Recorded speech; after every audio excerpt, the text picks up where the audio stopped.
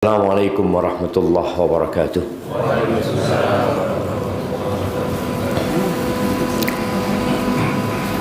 Apa karena ini lah? Iya jemaah. Alhamdulillah alladzi bi ni'matihi tatimmus shalihat. Segala puji bagi Allah Jalla Jalaluh yang karena nikmatnya kebaikan-kebaikan jadi sempurna. Kita bisa sholat subuh berjamaah di saat banyak orang yang tidak bisa bangkit dari tempat tidurnya. Kita bisa melangkahkan kaki ke rumah Allah di saat banyak orang yang sibuk menuju ke tempat paling dibenci oleh Allah, pasar. Di saat kita ramai di sini ada tempat lain yang juga ramai. Maka kita bersyukur kepada Allah atas nikmat hidayah yang diberikan dan semoga Allah mematikan kita di atas agamanya. Allahumma salli wa sallim ala abdika wa rasulika sayyidina wa maulana wa syafi'ina Muhammad wa ala alihi wa ashabihi ajma'in. Amma ba'd. Di antara nikmat agung yang Allah berikan kepada kita adalah nikmat lisan. Kita bisa ngomong dan kita bisa melihat. Allah Azza wa Jalla mengatakan, alam naj'al lahu 'ainain wa lisanan wa syafatain. Bukankah kami, kata Allah, telah memberikan kepada manusia dua mata, dan kami berikan kepada mereka satu lisan dan dua bibir. Subhanallah jemaah. Di antara yang merusak hati kita, karena kita tahu Nabi SAW menyebutkan bahwa di tubuh kita ada satu organ yang kalau dia baik semuanya akan jadi baik, kalau dia rusak semuanya jadi rusak. Apa organ itu? Al-qalb. Al-qalb, hati kita. Dan di antara yang merusak hati adalah fudulun nazar wa fudulul kalam. Di antara yang merusak hati manusia itu adalah banyak melihat, banyak memandang yang tidak berguna, yang lebih dari kebutuhan. Jadi memandang yang lebih dari kebutuhan itu merusak hati. Kita rasakan ya, kalau kita pegang handphone, kemudian mata kita mulai memandang. Kita memandang 1, 2, 3. Ketika yang dipandang itu dibutuhkan, nggak ada masalah. Tapi kalau sudah lebih dari kebutuhan, rusak. Yang rusak bukan mata kita, hati kita yang rusak. Begitu pula dengan lisan ini. Ketika Allah menyebutkan nikmat lisan, Allah tambahkan dengan dua bibir.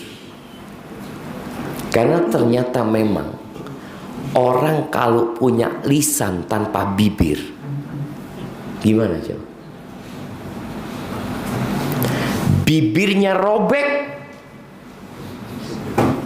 dia nggak bisa ngomong dengan bagus. Gimana kalau ternyata kedua bibirnya nggak ada? Tapi kan nikmat ini kadang-kala kita nggak pernah mensyukurinya. Sebagian kita merasa ya memang seperti ini diciptakan manusia. Loh iya, tapi ada orang yang Allah ciptakan nggak seperti itu. Kenapa ada orang-orang yang lahir cacat? Agar kita yang dikasih kesempurnaan itu bersyukur atas nikmat lisan dan dua bibirnya, yang juga termasuk merusak hati tadi. Allah Azza wa Jalla mengatakan, yauma la yanfa'u malun wala banun illa man atallaha biqalbin salim. Di hari di mana tidak berguna harta dan anak-anak laki-laki. Nggak ada gunanya. Kita cari fulus, kita bangga punya anak laki banyak, sekolah jadi ini jadi itu, nggak ada gunanya, nggak ada manfaat, kecuali orang yang menjumpai Allah dengan hati yang selamat. Nah, lisan ini kalau bicara fudulul kalam itu pembicaraan yang lebih dari kebutuhan. Gak butuh kita ngomong itu sebenarnya, tapi kenapa engkau ngomong? Ahibati fillah, Allah ciptakan lisan ini dengan tugas yang banyak sebenarnya. Apa definisi iman? Iman, kita belajar tentang iman. Apa definisi iman? Nah, iman itu apa jemaah? Nah, fadhal. Keyakinan. Baik, itu salah satu unsur iman. Ucapan dengan lisan, diyakini dengan hati dan diamalkan dengan perbuatan. Ya, itu iman. Iman itu adalah ucapan dengan lisan, keyakinan dengan hati, perbuatan dengan raga. Itu iman. Fadhal.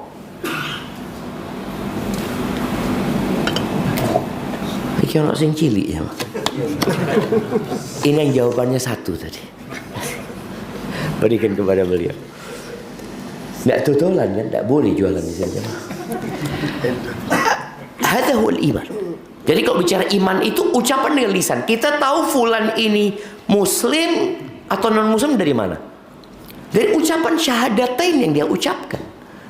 Ketika dia mengatakan asyhadu an la ilaha illallah wa asyhadu anna Muhammad Rasulullah, kita anggap dia orang muslim. Walaupun hatinya kadang-kala nggak beriman seperti orang munafik. Orang munafik itu lisannya kena jemaah.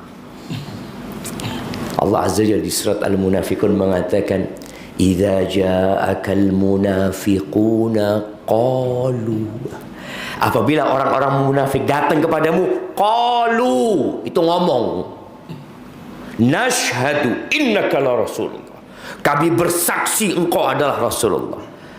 Wallahu ya'lamu innaka la rasuluh wallahu yashhadu innal munafiqin lakadzibun. Allah tahu engkau utusan Allah. Dan Allah bersaksi bahwa orang munafik bohong dia. Tapi lisannya mengatakan, aku bersaksi, kami bersaksi engkau adalah Rasulullah. Jadi lisan ini punya tugas yang agung. Yang pertama tadi berkaitan dengan keimanan, ada lisan di situ. Kemudian ada keyakinan dengan hati dan amalan dengan raga. Taib, siapa yang menyebutkan kalau bicara iman itu adalah ucapan dengan lisan? Tadi asyhadu an la ilaha illallah, asyhadu anna Muhammad Rasulullah. Lisan ini punya amalan, punya pekerjaan yang termasuk dari keimanan. Sebutkan 5 amalan lisan. Nah, jemaah, kok ujian nih Ustaz? Belum enggak. Kita ini ingin antum itu tidak ngantuk subuh-subuh. Apa Ustaz ngomong apa mau? Nah, sebutkan 5 amalan lisan. Fadhal. Berzikir, tilawatul Quran, berkata yang baik kepada orang tua, istighfar, mengajarkan ilmu kepada manusia. Masya Allah, tuh amalan lisan. Wakil ternyata. Itu baru 5. Jadi kalau kita bicara yang pertama zikir. Zikir itu dengan lisan, amalan lisan. Tapi diikutin dengan penghayatan dari hati. Antum pernah merasakan zikir baru nyambung sama hati setelah beberapa detik? Atau kadang-kadang nggak nyambung sama hati? Subhanallah, subhanallah, subhanallah, subhanallah, subhanallah. Sandalnya jadi Subhanallah, subhanallah. Tidak tahu. Oh, jadi lisannya ngomong, hatinya masih golek sandal. Hatinya masih. Tapi tadi amalan lisan, insya Allah dapat pahala tetap kita ya. Tapi tidak seperti pahala orang yang lisannya wis nyambung sama hatinya, wis connect gitu ya. Ada orang yang baru connect tuh setelah zikir ke-20. Kita kadang-kadang habis sholat baca apa? Astagfirullah, astagfirullah. Astagfirullah. Kok bener-bener minta ampun nggak sama Allah? Atau sekedar lisan. Dan zikir ini termasuk amalan paling ringan ya. Kenapa amalan paling ringan? Karena lisan kita ini tidak kesel ngomong. Pernah antum capek ngomong, ya Allah kesel aku ngomongnya. Jangan no. Antum lihat orang-orang yang majelis nongkrong itu. Kapan kesel? Lisannya itu kapan kesel? Yang ada matanya capek, ngantuk. Tapi lisannya, terus ya. Kemudian tadi di antara amal lisan, amar ma'ruf nahi mungkar ya. Mengajarkan kebaikan, mencegah kemungkaran. Itu ono gitu loh. Kerjaan lisan ini banyak, bukan cuma ngobrol dok. Kemudian berkata yang baik kepada orang tua ya. Ini salah satu perintah dari Allah Azza wa Jalla berkaitan dengan ngomong ya. Ketika Allah mengatakan wa qadha rabbuka alla ta'budu illa iyyahu wa bil walidaini ihsana imma yablughanna 'indakal kibara ahaduhuma aw kilahuma fala taqul lahuma uff. Tuh lisannya jangan ngomong uff. Wala tanharhuma, jangan menghardik, angkat suara atas orang tua, jangan. Terus wa qul lahuma qaulan karima, dan katakan, ngomong lagi nih, katakan buat keduanya qaulan karima, ucapan yang penuh pemuliaan. Jadi kata-katanya baik, intonasinya menghormatin. Karena ada anak ngomong sama orang tuanya baik, tapi intonasinya nggak enak. Nah, Umi beli no sate lah nak. Ya, iya dia taat nurut, tapi intonasinya nggak enak no di orang tua. Maka tolong kita perhatikan lisan kita. Kemudian yang berdagang ini perlu kejujuran dengan lisannya. Kadang-kala dia jual barang, ya apa barangnya api? Loh, delok dhewe teh. Delok barangnya. Padahal tahu barangnya tidak api. Cuma dia daripada haratan Ustaz, asal suruh lihat dia sendiri. Padahal kau bisa jelaskan enggak? Barangnya ini ada cacat. Makanya jual harga sekian. Kalau nggak ada cacatnya harganya sekian. Itu lisan, amalan lisan. Kemudian di antara amalan lisan ini bersyukur kepada Allah Subhanahu wa taala. Ketika antum selesai makan, nyatakan alhamdulillah allazi at'amani wa saqani wa ja'alani minal muslimin. Ini termasuk amalan lisan. Ahibati fillah, semua yang diucapkan manusia itu dicatat. Antum ngomong apa saja. Di surat Qaf ayat 18 Allah mengatakan ma yalfidhu min qaulin illa ladaihi raqibun atid. Kata Allah, tidak ada satu lafaz yang diucapkan qaul, omongan manusia, melainkan di situ ada malaikat yang mengawasi dan mempersiapkan, dicatat. Masa semua omongan Ustaz? Ada dua pendapat para ulama. Ada yang mengatakan bahwasanya yang dicatat itu adalah ucapan yang berpahala atau berdosa. Ucapan yang berpahala atau berdosa. Tapi pendapat yang kedua, pendapat Hasan Basri dan para ulama lainnya, dan itu lebih sahih, yang dicatat semuanya. Semuanya. Kenapa? Supaya orang ketika hari kiamat ngelihat catatannya, lu ana jelas diampel itu 2 jam mayan fa.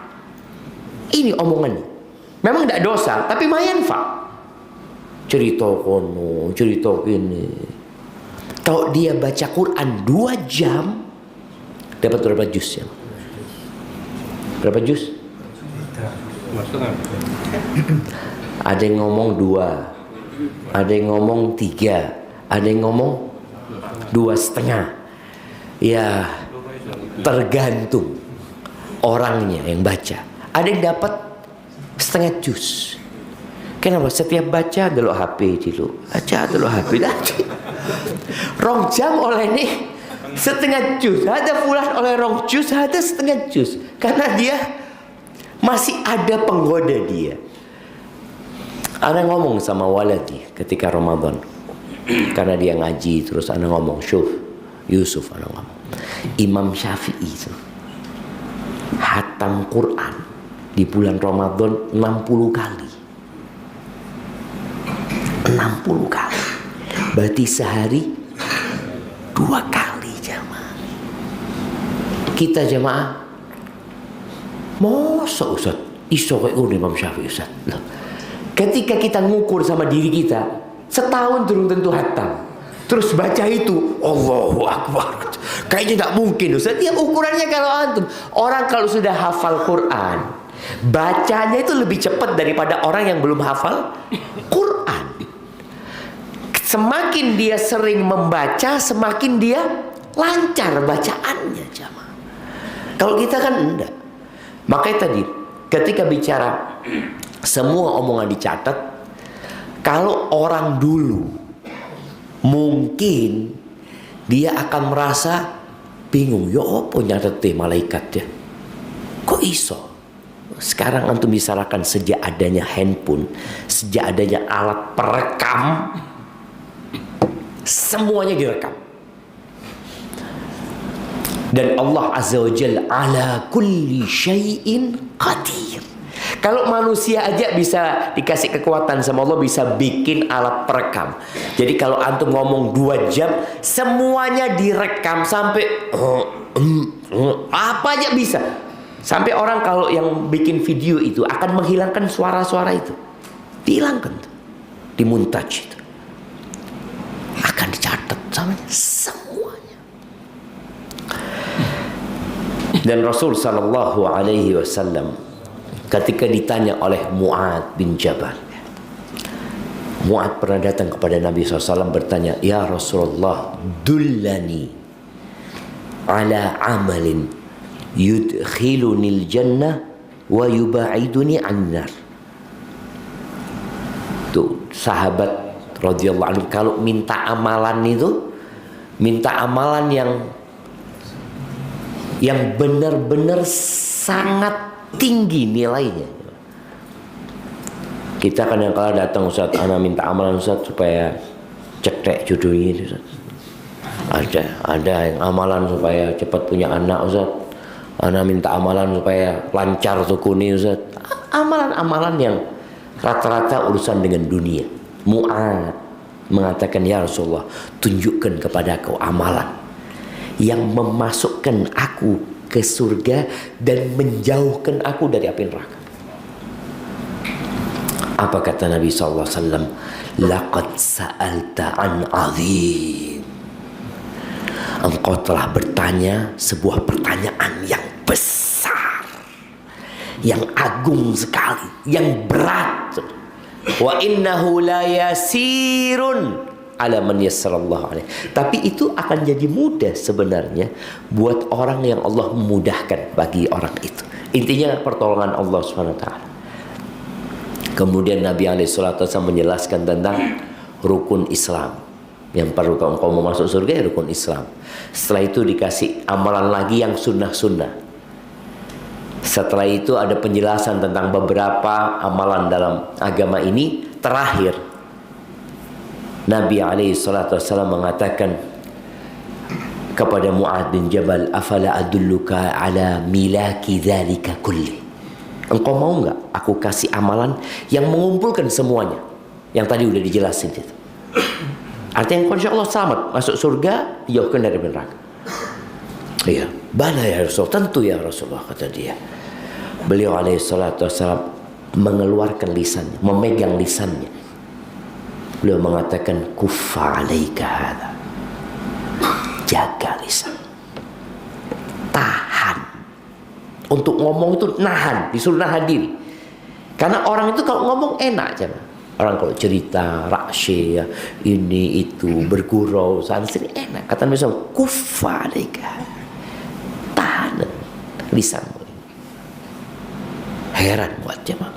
Lalu dia mengatakan, ya Rasulullah, alaika salatu wassalam ya Rasulullah, wa inna la mu'akhaduna bima natakallamu bihi. Apakah kita akan dihukum gara-gara omongan kita?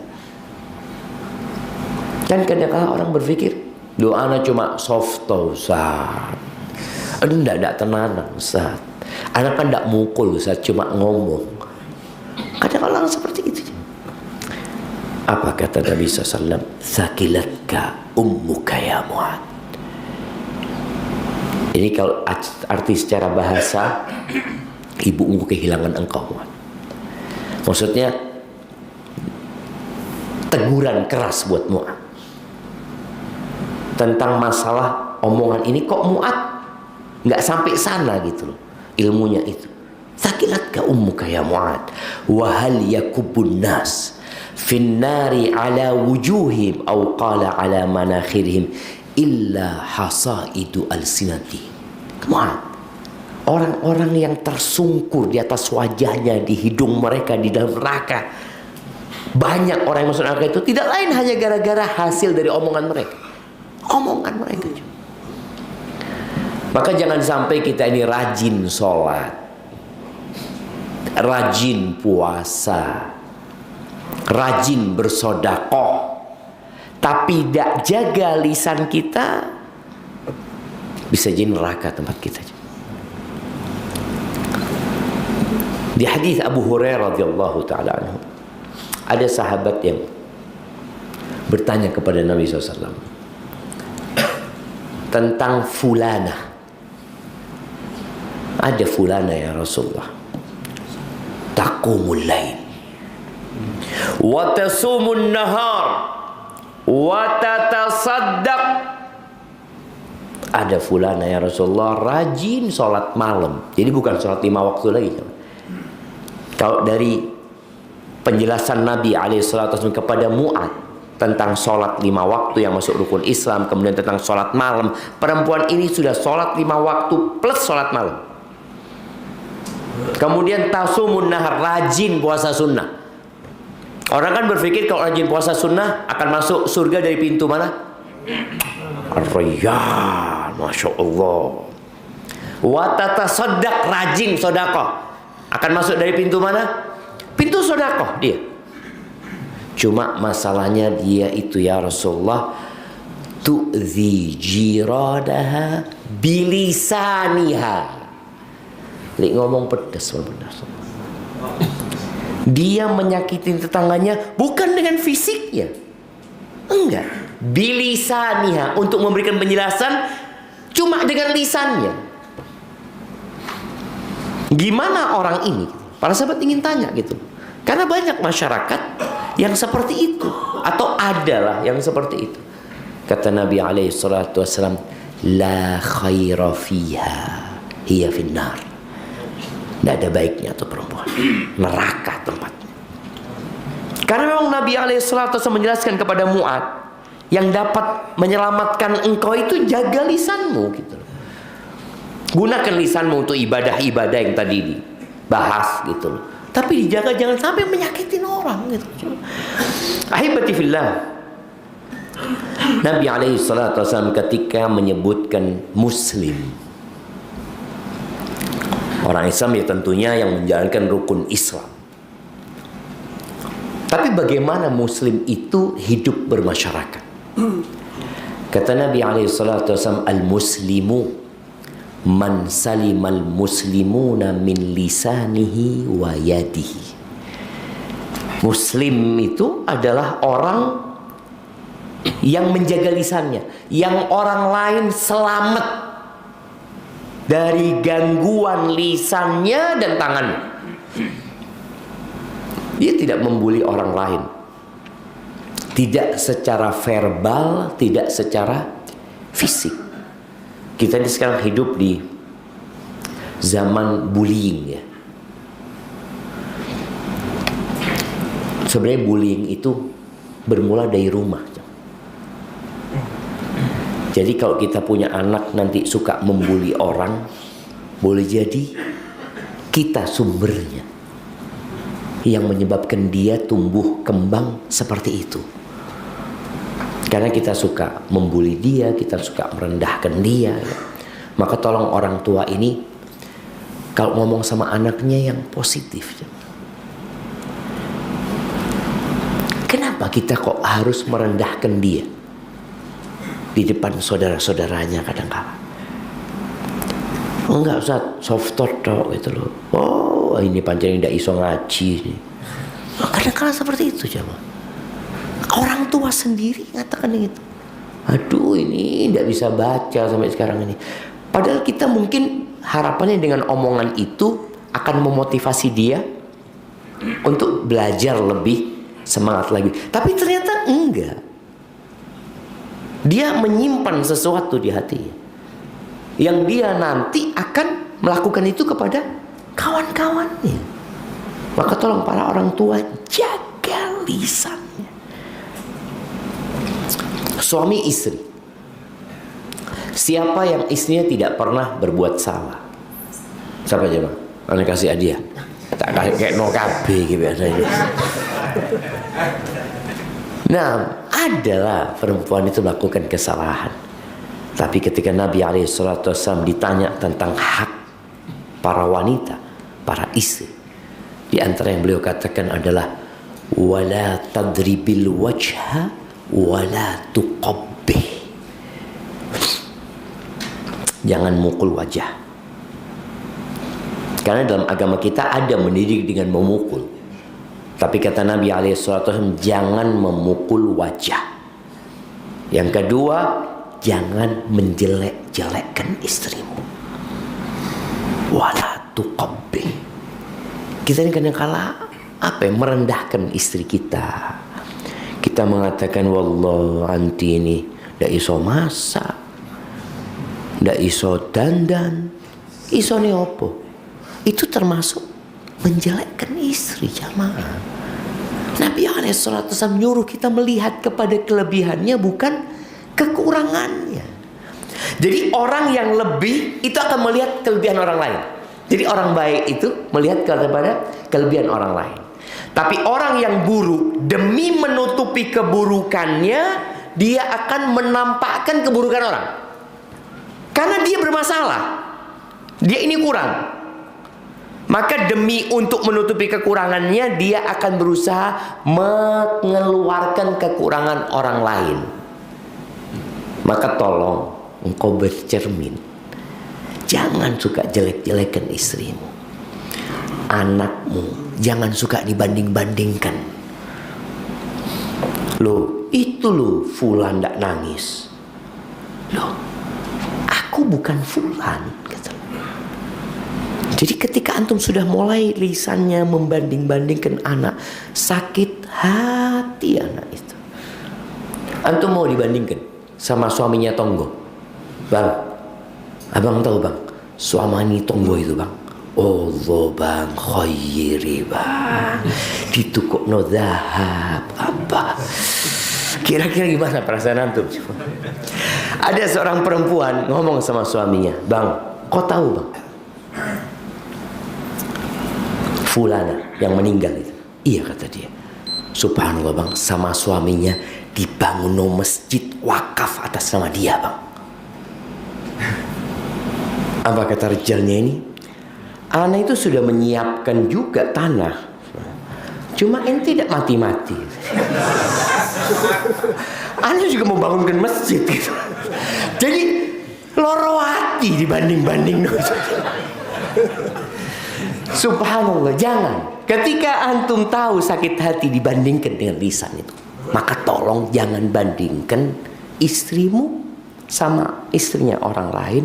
Jangan bandingkan anakmu dengan kakaknya, dengan adiknya, apalagi sama anaknya orang. Ada seorang ayah ini. Anaknya pulang dari sekolah, selesai ujian, dia dapat rapot. Dia serahkan ke abahnya. Bah, alhamdulillah bah. Nilainya ya A nilainya 96 atau apa, A plus saja. Masya Allah nak, barakallahu fikum nak, dicium sama. Terus bapaknya ngeliat, ternyata anaknya juara 3. Loh, kok juara 3 kok nak? Kok bukan juara 1 kok? Mulai dia membandingkan. Jadi kebanggaan orang tuanya hilang, kesenangan anak ini hilang. Maka ketika anak itu juara 3, juara 7, Masya Allah nak, barakallahu fikum, semangat nak ya. Mudah-mudahan kau bisa lebih baik lagi nak. Bapak senang sama kau nak. Jangan dibandingkan dengan anaknya Fulan. Siapa yang juara 1? Fulan. Loh kok nggak bisa kayak Fulan? Jangan. Kesian anak itu jamaah. Engkau sudah merusak kegembiraan dia. Dan engkau pun jadi nggak gembira. Tapi ketika memandang bahwa saya anaknya Masya Allah mau juara berapapun. Ya Allah jamaah ya. Ada satu orang, Ana baru dengar cerita. Ada satu orang, dia katakan kuliah anak ini di salah satu lembaga di Jakarta. Dia itu kuliah di dakwah, dia itu juara terakhir. Sampai bingung sekolahannya ini. Mau dikirim kemana anak ini? Mau dikirim kemana? Karena dilihat secara kemampuan, aduh sih, kalah sama yang muridnya kalau nggak salah 30 atau berapa. Dia pokoknya nomor 30. Nomor terakhir. Akhirnya sama gurunya sebelum dikirim ke Papua untuk berdakwah.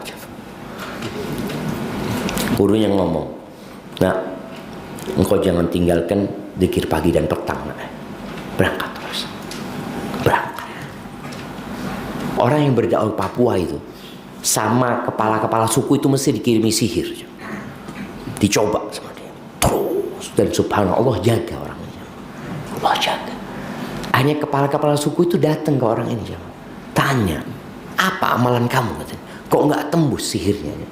Ya kalau kamu mau ya silahkan masuk Islam dulu. Masuk Islam. Artinya orang yang paling rendah secara akademik ya, mungkin hafalan dia rendah, ternyata Allah kasih barokah di tempat lainnya gitu. Jadi kita jangan pernah membandingkan anak kita sama anak siapapun. Dan anak kita, kakak beradik, jangan dibandingkan adik sama kakaknya. Semua punya kelebihan masing-masing. Maka tolong lisan kita dijaga. Al-muslim man salimal muslimuna min lisanihi wa yadihi. Itu orang Islam. Yang orang lain selamat dari omongan dia, gangguan dengan lisannya atau gangguan dengan fisiknya. Dan Nabi SAW bersabda, man kana yu'minu billahi wal yawmil akhir falyaqul khairan aw liyasmut. Barang siapa yang beriman kepada Allah dan hari akhir, maka hendaklah dia berkata yang baik atau diam. Para ulama ya membagi omongan itu jadi 4. Ini hadisnya menyebutkan barang siapa beriman. Yang tidak beriman, fadl, ngomong terserah kamu. Tapi yang beriman dengan Allah dan hari akhir. Kenapa jemaah, ini ada pertanyaan lagi. Kenapa seringkali di dalam Al-Quran dan di dalam hadis-hadis Nabi SAW digabungkan beriman kepada Allah dan hari akhir? Kok bukan beriman kepada Allah dan malaikatnya dan rasul dan kitab-kitabnya dan rasulnya dan hari akhir? Yang sering digabungkan itu man kana yu'minu billahi wal yaumil akhir. In kuntum tu'minuna billahi wal yaumil akhir. Wa minan nasi may yaqulu amanna billahi wa bil yaumil akhir. Digabungkan beriman kepada Allah dan hari akhir. Apa penyebabnya? Ya, siapa yang mau jawab? Bismillah.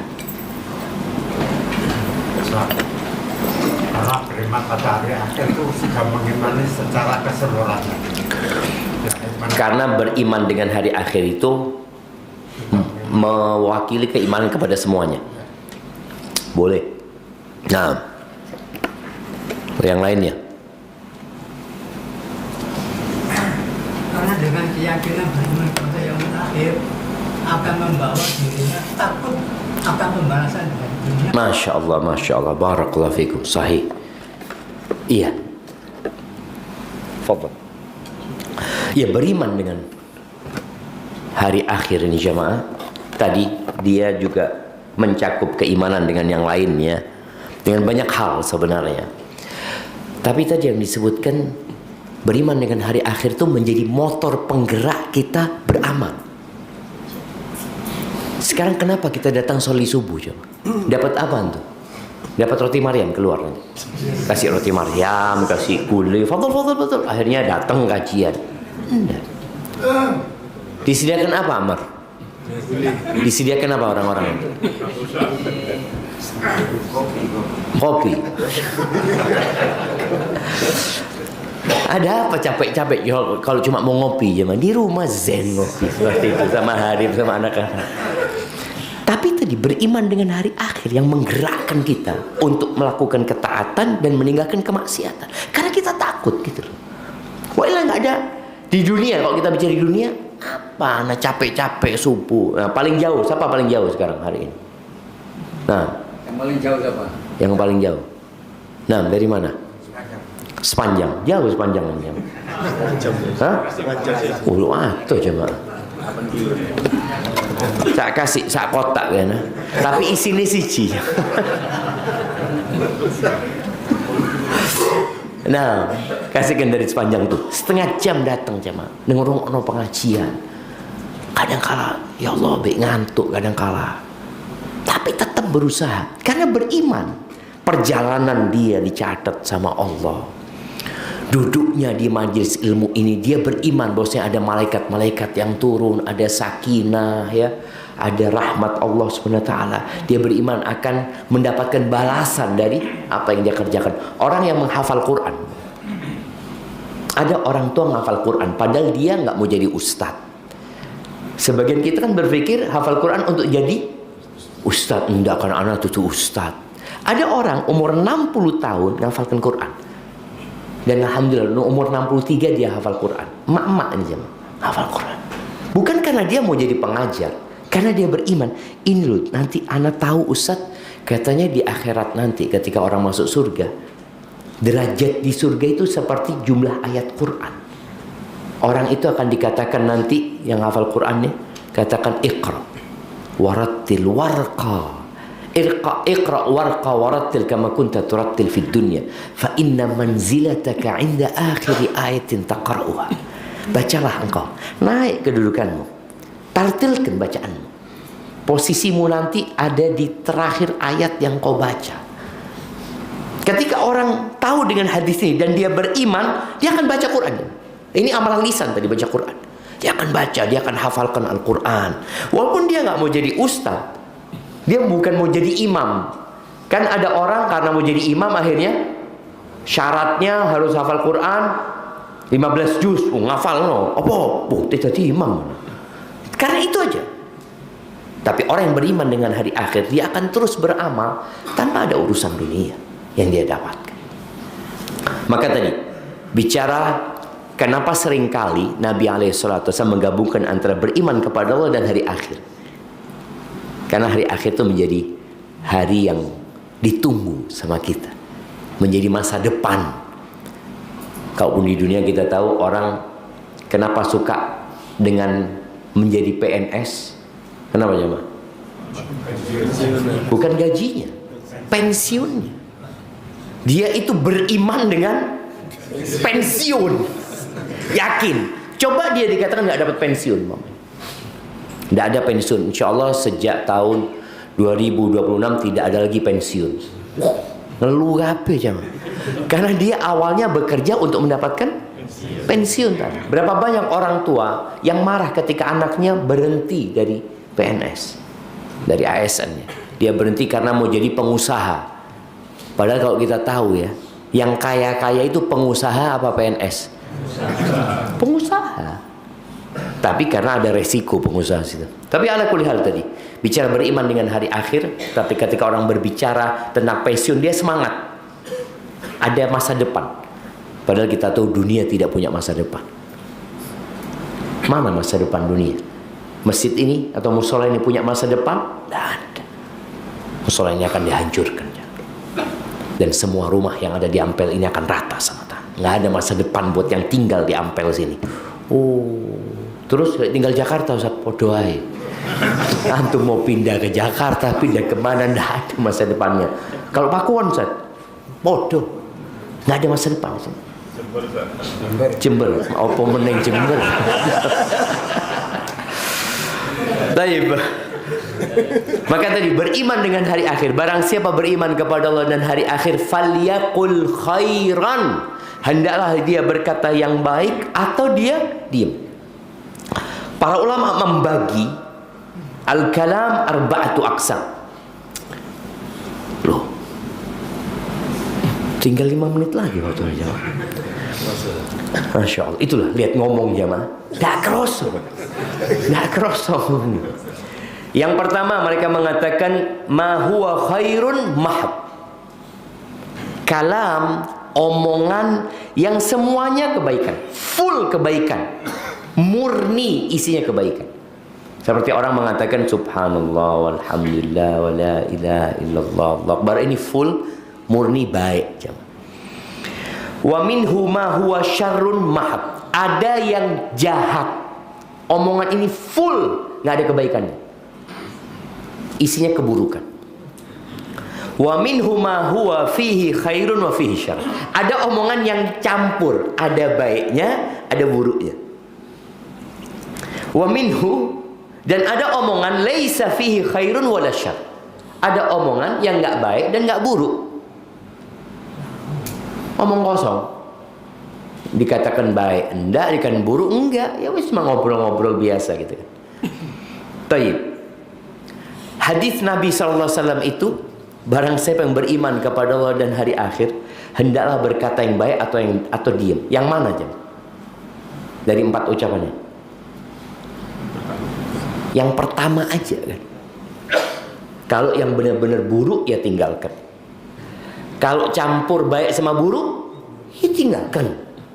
Kalau tidak baik dengan yang buruk, ya tidak usah diomong, no.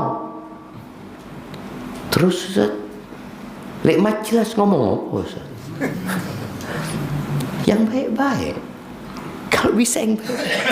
Yang baik saja, isinya baik saja, kadang-kadang nggak selamat dari riya, dari ujub. Ini yang benar-benar baik, belum tentu selamat dari ujub. Maka kita harus benar-benar hati-hati ngomong jemaah. Ahibati fillah, ada sebuah asar dari Umar bin Khattab radhiyallahu anhu ya, yang diriwayatkan oleh Tabrani. Ahnaf bin Qais berkata, qala li Umar. Umar pernah berkata kepada aku, ngasih nasihat dia. Ya Ahnaf, wahai Ahnaf. Siapa yang namanya Ahnaf di sini? Ada yang namanya Ahnaf? Anda kasih hadiah. Ya Ahnaf, man kathura dhahikuhu qallat haibatu.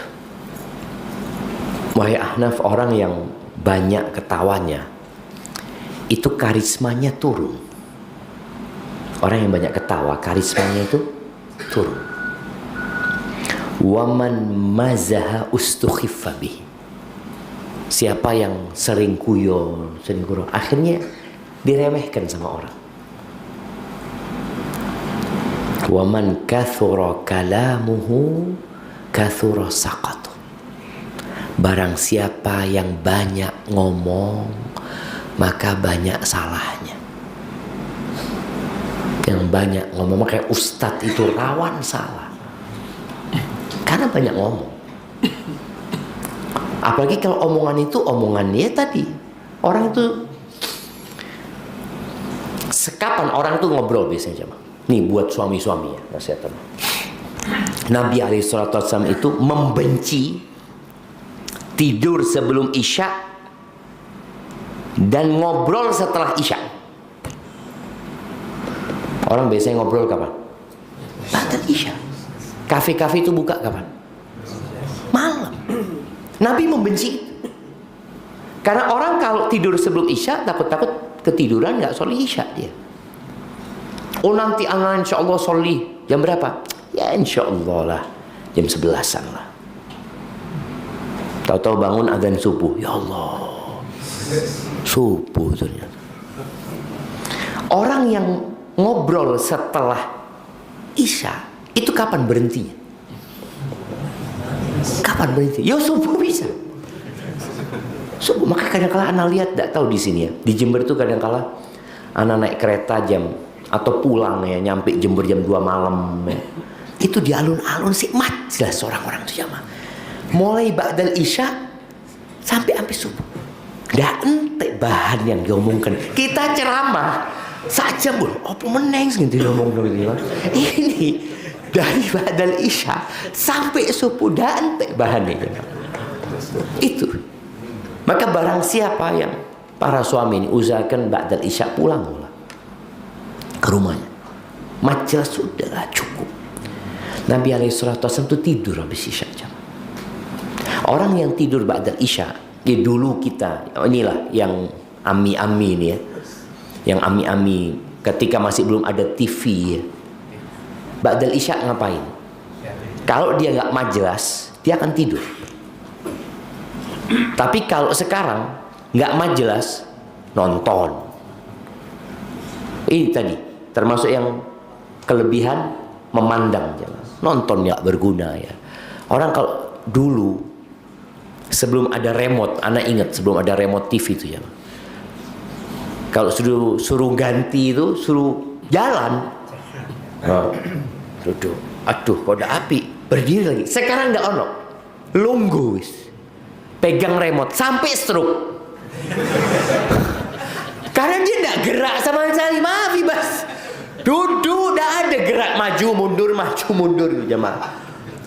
Maka usahakan yang di rumahnya suka nonton itu tidak pakai remote. Jadi berdiri mencet. Sampai kesel tidak tenis. Maka tadi usahakan para suami ini ba'dal Isya jangan ngobrol. Kalau ada kerjaan, selesaikan pekerjaan. Tapi kalau sudah ngobrol, nggak ada habisnya, jemaah. Nggak ada habisnya. Dan tadi banyak salahnya. Cuma kan kita belum ada yang menyalahkan kita. Karena kita ngobrol, emak-emak ini juga biasanya ngobrol sama sohib kita. Yang nggak ada orang lain. Kan cuma kita berdua. Ngobrol, ini ngobrolin fulan, riba mungkin ya. Nggak kelihatan salahnya. Tapi terus dicatat di malaikat. Terus dicatat. Terus 2 jam untuk ngobrol. Kira-kira berapa salahnya untuk? Banyak salahnya. Oh enggak Ustaz, anak isinya dari tadi ngobrol sama fulan. Qala Allah, qala Rasul. Ini qala Allah, qala Rasul. Wa man kathura saqatuhu qalla haya'uhu. Akhirnya orang kalau banyak salah, rasa malunya itu berkurang. Akhirnya ngomongin enggak. Ya, lupa dia dengan posisi dia. Malunya hilang. Wa man qalla haya'uhu qalla wara'uhu. Barang siapa yang rasa malunya berkurang, maka waroknya akan berkurang. Warok itu meninggalkan sesuatu yang tidak berguna di dunia sebenarnya. Akan berkurang. Karena dia dari banyak ngomong tadi, akhirnya dia banyak melakukan hal-hal yang gak berguna. Lah buat dunia, wala buat akhirat. Buat dunianya gak ada manfaatnya. Cuma kesenangan hatinya ya. Kita itu ngobrolin orang jamaah, seneng jamaah. Enak, ada lazah ya, ada kelezatan. Maka sampai dikatakan Allah demi untuk membencikan manusia kepada ngomongin orang ini, katakan makan bangkainya orang, makan bangkai saudaramu sendiri. Ya apa? Gak suka sebenarnya. Cuma tadi rasa malunya sudah hilang ya. Kemudian waroknya berkurang. Waman qalla wara'uhu mata qalbuhu. Barang siapa yang waroknya kurang, hatinya mati. Sudah, dia berbuat hanya untuk menurutin hawa nafsunya. Barakallahu fiik. Setelah jam terakhir ada nasihat dari Uqbah bin Am, bukan dari Uqbah, dari Nabi Muhammad SAW ya. Uqbah ini pernah datang kepada Nabi SAW. Dia mengatakan, ya Rasulullah, man najah. Ya Rasul, kasih tahu aku kunci keselamatan, tips-tips supaya selamat. Ini 1446 tahun yang lalu kira-kira. Kata Nabi SAW, amsik alaika lisanak. Jagalah lisan. Tahan lisan. Yang kedua, wal yasa'ka baituka. Cukuplah dengan rumahmu. Cukup dengan rumah. Urusi rumah tangga orang sudah. Fokus dengan rumah tanggamu. Engkau tinggal di rumahmu juga. Jangan suka keluaran. Banyak fitnah di luar. Walaupun sekarang fitnah ini sudah masuk ke rumah. Makanya kalau masuk rumah pun tinggalkanlah. Tinggalkan handphone. Cukuplah engkau hidup dengan rumahmu. Ridho dengan apa yang Allah berikan kepadamu. Nggak usah ngelihat tonggo, nggak usah ngelihat fulan. Waliyasa'ka baituka. Yang terakhir, wabki ala khati'atika. Nangislah terhadap dosa-dosamu. Urusono awakmu dewi. Barakallahu fiik, itu yang dapat Anda sampaikan. Kurang lebihnya mohon maaf. Mungkin ada sedikit waktu untuk tanya jawab. Barakallahu fiikum. Naam. Tafadhal. Ucapan yang tidak mengandung riya. Karena katanya baca sholawat sama sekali tidak mengandung riya. Riya. Adakah ucapan yang tidak mengandung riya? Riya itu amalan hati. Jadi bukan amalan lisan riya itu. Jadi kalau dikatakan sholawat tidak mengandung riya, ya tergantung hati orang itu. Karena riya itu keinginan untuk dilihat sama orang, seperti itu. Apapun yang dia baca, mau sholawat, mau baca Quran, semuanya ada potensi untuk riya. Jadi kita bersolawat Allahumma sholli wa sallim ala Muhammad, apakah nggak ada riya? Ya tergantung hati orang ini. Boleh jadi dia kepingin dilihat, oh ini orang sholawat tok ini. Enggak, tetap semua amalan itu berpotensi riya, karena riya itu amalan hati gitu. Dia ingin dilihat. Barakallahu fikum. Nah, masalah ghibah. Nah, itu karena ghibah kesimpulan mengatakan A, B, C, D. Kalau kita mau minta maafnya itu harus menjelaskan kedatangan orang itu juga menjelaskan saya tadi mengatakan ghibah Anda. barakallahu fik. Siap. Artinya bagaimana cara menebus dosa ghibah ya? Karena kita tahu ghibah ini termasuk dosa besar jemaah. Dosa lisan yang ngomongin orang, akhirnya kita merendahkan kehormatan seorang muslim ya. Yang taubatnya nggak cukup dengan menyesali, meninggalkan dan tidak niat untuk tidak mengulangi. Karena berurusan sama orang perlu ada minta maaf, minta dihalalkan sama dia. Bagaimana cara kita minta maaf sama fulan? Kalau fulan tahu kita ghibahin, kita datang dan kita sebutkan. Karena kadang-kala ada yang mindah omongan. Kita awalnya ngomong sama fulan, terus dipindah. Akhirnya fulan jadi tahu kita ghibahin fulan. Maka datang minta maaf, ana ghibahin antum. Apakah perlu disebutkan? Nggak harus. Tapi ana ghibahin antum. Karena dia tahu sudah.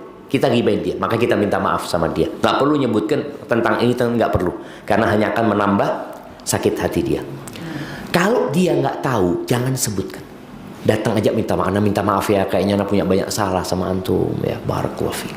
Soalnya kalau kita ngomong anak pernah ghibahin antum, hubungan yang awalnya baik jadi rusak. Maka tetap kita minta maaf tanpa menyebutkan anak ghibahin antum. Tapi kalau kita ngambil barangnya dia, balik no. Ojo anak itu sone be antum ya, padahal kita ngambil itu harus balik no gitu. Barakallahu fikum. Nah. Yang tanya Usman Mas. Masya Allah, barakallahu fikum. Bagaimana membedakan antara qaul haq wal kalam murad dalam hadis?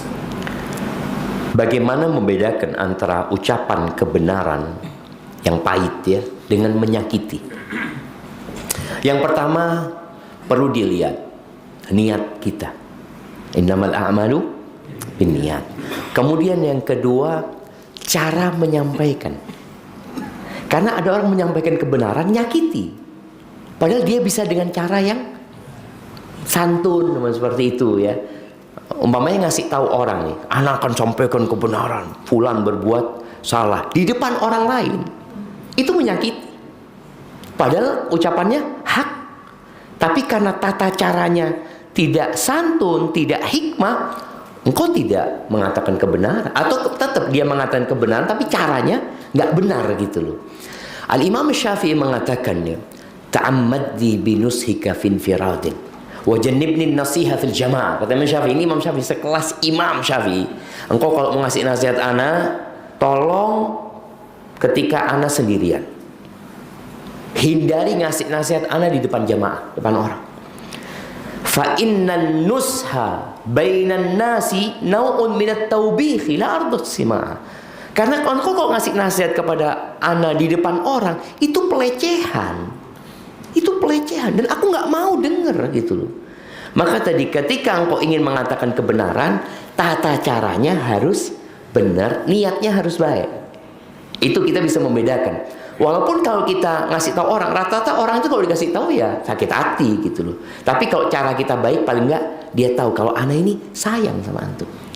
Boleh jadi kita ngomongnya seperti Nabi SAW waktu mau ngasih nasihat Mu'ad bin Jabal ya. Beliau mengatakan, wallahi ya Mu'ad inni uhibbuk. Demi Allah aku cinta sama kau Mu'ad. Engkau amalkan ini ya. Kasih nasihat sama Abu Dzar. Abu Dzar ini sahabat Nabi yang memiliki kelemahan. Maka Nabi SAW mengatakan kepada Abu Dzar, ya Abu Dzar, wallahi inni uhibbuk. Wahai Abu Dzar, aku cinta sama engkau. Jangan pernah engkau menjadi pemimpin walaupun kepada 2 orang. Jangan mau. Itu karena tahu engkau nanti bermasalah gitu. Oh cuy. Maka kita pun ya tadi jangan di depan orang ngasih nasihatnya, antara kita sama dia. Jadi ucapan kebenaran kalau caranya benar, niatnya baik, insya Allah jadi baik. Barakallahu fikum. Nah, ya. Terkait dengan Imam Syafi'i yang menghatamkan Al-Quran sehari 2 kali. Allahumma salli wa sallim ala nabiyina. Menyampaikan sebaiknya tidak menghatamkan Al-Quran kurang dari 3 hari. Iya, ini banyak ditanyakan ya. Al-Imam An-Nawawi membahas hal itu ya dalam kitabnya Tibyan, dan juga kalau nggak salah Ibnu Rajab dalam kitabnya Lataiful Ma'arif ya. Mereka menyebutkan bahwa larangan Nabi SAW, larangan kalau selalu sepanjang tahun gitu loh. Tapi kalau di momentum-momentum tersendiri di mana ada fadilah di sana dan tidak terus-terusan, maka nggak masalah. Kenapa? Karena terbukti para ulama ngamalkan seperti itu. Tapi jangan tiap hari kita hatam, ya enggak. Kita kalau bisa ya paling cepat 3 kali atau 3 hari sekali ya kita hatam di hari-hari biasa. Tapi di momentum yang sangat mulia, yang biasanya memang orang itu akhirnya tidak bekerja, dia fokus cuma dengan Quran, seperti orang itikaf. Ya wis, nggak ngapa-ngapain dia, ya fokus baca Quran seperti itu. Barakallahu fikum. Nah, Apa tadi membahas tentang masalah membandingkan. iya. Apakah termasuk membandingkan kalau kita menasihati keluarga dengan mengambil kisah-kisah para nabi, para sahabat? Karena kadang-kadang mereka mengatakan, loh, aku membandingkan, itu kan sahabat ya. Bagaimana? Iya, jadi bahasa membandingkan itu tergantung bagaimana kita menyampaikannya. Kalau kita cerita tentang para sahabat Nabi, cerita para nabi seperti itu, dan Allah menyuruh kita faksusil, ceritakan cerita itu. Di situ ada pelajaran, bukan membandingkan. Bahasanya itu bukan membandingkan, karena nggak mungkin dibandingkan sama Nabi Muhammad SAW, dibandingkan sama Abu Bakar. Kalau orang tua awakmu itu kok iso koyo Abu Bakar, ya salah orang tuanya. Tapi kalau kita cerita tentang Abu Bakar kepada anak kita, cerita biar dia menyimpulkan, bukan kita membandingkan dia sama Abu Bakar. Jadi tata cara menceritakannya, umpamanya kita cerita tentang Bilal bin Rabah ya. Bilal bin Rabah, Masya Allah nak, Bilal bin Rabah itu setiap kali batal wudhu dia akan berwudhu ya, kemudian dia akan sholat. Masya Allah, sudah kayak gitu ceritanya. Tapi kalau kita mengatakan engkau itu harus kayak Bilal nak, lu sopo, aku sopo Bilal pak. Maka itu cara menyampaikannya saja. Barakallahu fikum. Nah, definisi rimba itu apa? Menyebutkan dengan nama atau tidak menyebutkan? Oke, definisi ghibah itu menyebutkan dengan nama atau tidak. Nabi SAW ketika menyampaikan tentang riba, beliau mengatakan dzikruka akhaka bima yakrah. Engkau menyebutkan tentang saudaramu apa yang dia tidak sukai, itu riba. Sesuatu yang ada pada dia dan dia nggak suka diomongin hal itu riba. Taib. Berarti akhaka, saudaramu, orang itu diketahui nama atau inisial. Kita ngomong sama fulan, syuf ya, ana ini mau cerita, ana nggak mau sebut nama, tapi antum tahu semua kan? Itu, ya bodoh ae, nggak sebut nama tapi semuanya tahu, itu riba. Tapi kalau kita nyebutkan kepada syuf, ada fulan, mereka nggak tahu. Kita menyebutkan ini hanya untuk diambil pelajarannya, itu nggak masalah. Tapi kalau kita sudah orang-orang yang diajak ngomong tahu yang kita akan bicarakan, jangan. Itu jadi yang riba. Walaupun nggak nyebut nama ya, nggak nyebut nama. Barakallahu fikum. Nah,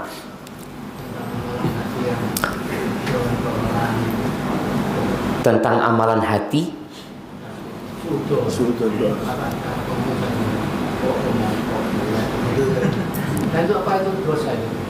dalam hati, iya.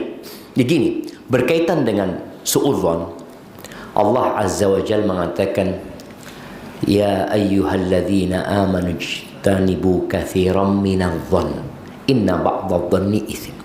Jadi ketika orang berprasangka buruk kepada orang lain ya, maka dia akan jadi berdosa nantinya kalau dia nggak tahan. Kan ada omongan hati yang kita tahan, enggak, insyaallah fulan enggak seperti yang aku sangkakan. Karena orang kalau sudah suudzon nanti akan berlanjut suudzon ini. Allah Azza wa Jalla ketika mengatakan ya ayyuhalladzina amanu ijtanibu katsiran minadh-dhonni inna ba'dadh-dhonni itsm wa la tajassasu wa la yaghtab ba'dukum ba'dha. Biasanya dari suudzon itu kalau kita ikutin dengan mencari tahu, coba tak kolek taruh ya, betul enggak fulan seperti yang aku sangkakan, di sini akan jadi berdosa buat dia. Tapi kalau suudzon dia tahan, maka aman. Maksudnya dia tahan, berusaha untuk berhusnudzon sama orang itu. Jangan sampai keluar di lisan nanti ngomong. Kadang-kadang mulai kita ngomong, uang lagi ngomong, terus kita ketemu sohib, inti fulan. Aduh. Dari suudzon, itu mulainya dari mana? Dari suudzon. Seperti itu. Barakallahu fikum. Kemudian jamaah, ada lisan, ada tulisan. Tulisan sama jemaah. Malah tulisan ini kita nyatet dewi. Kalau lisan ikut dicatat malaikat, tulisan antum nyatet dewi. Antum nyatet sendiri amalan antum. Tulis. Artinya lebih bahaya lagi. Kalau lisan kadang-kala hilang. Wis mari omongan nih. Orang itu mati, selesai. Tapi kalau tulisan, wallah antum mati 20 tahun yang lalu, kadang-kadang tulisan itu masih ada. Maka hati-hati dengan tulisan, karena masanya berbeda. Di masa lalu itu nggak semua orang bisa menulis, tapi di masa sekarang semua orang bisa nulis. Dia ngomong, alhamdulillah Ustaz, anda nggak banyak ngomong sekarang Ustaz. Anda kalau komentar nulis. Ya iya komentar nulis. Barakallahu fiik, sudah jam 6 lewat 3 jamaah, itu yang dapat anda sampaikan. Kurang lebihnya mohon maaf, yang benar dari Allah Azza wa Jal, yang salah dari diri anak pribadi. Allah dan Rasul terbebaskan dari kesalahan itu. Subhanakallahumma bihamdika asyhadu an la ilaha illa anta astaghfiruka wa atubu ilaik. Assalamualaikum warahmatullahi wabarakatuh. Dan aktifkan loncengnya biar nggak ketinggalan video berikutnya.